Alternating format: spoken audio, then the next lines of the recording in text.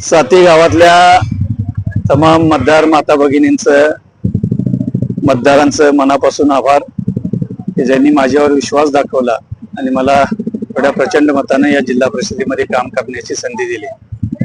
साती गावातल्या ज्या मतदारांनी माझ्यावर विश्वास टाकला त्यांनी मतदान दिलं आणि नाही दिलं त्या सगळ्यांसाठी या 5 वर्षात प्रामाणिकपणे काम करण्याचा माझा प्रयत्न निश्चितपणाने राहील। त्यांच्या विश्वासाला निश्चितपणाने कुठं तडा जाईल असं माझ्याकडून कधी त्या ठिकाणी घडणार नाही। मी महाविकास आघाडीचा उमेदवार म्हणून या ठिकाणी निवडणुकीला सामोरं गेलो।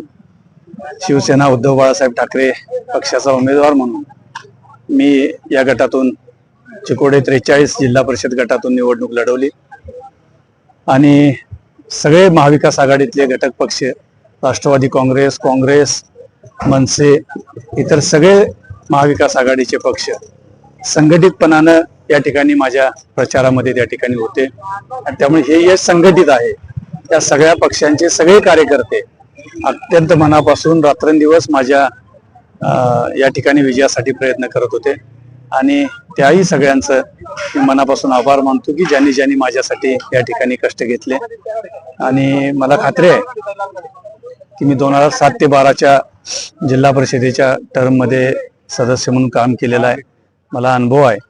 त्या अनुभवाच्या जोरावर साती गावाचा समतोल विकास करण्याचा माझा प्रामाणिक प्रयत्न राहील। जिल्हा परिषदेच्या माध्यमातून ज्या ज्या गोष्टी करता येतील त्या साती गावात प्रामाणिकपणे राबवण्याचा मी निश्चितपणाने प्रयत्न करेन। धन्यवाद। विजयाची रॅली कशी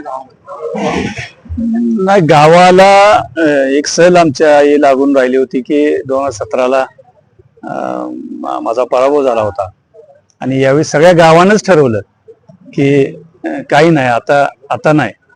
त्यामुळं माझ्या विजयामध्ये ह्या 6 गावांचा जेवढा वाटा आहे तेवढाच वाटा माझ्या गावचा आहे। माझा गावचा मी उमेदवार म्हणून मला जे प्रेम दिलं ते मी कधी विसरू न शकणारं प्रेम आहे।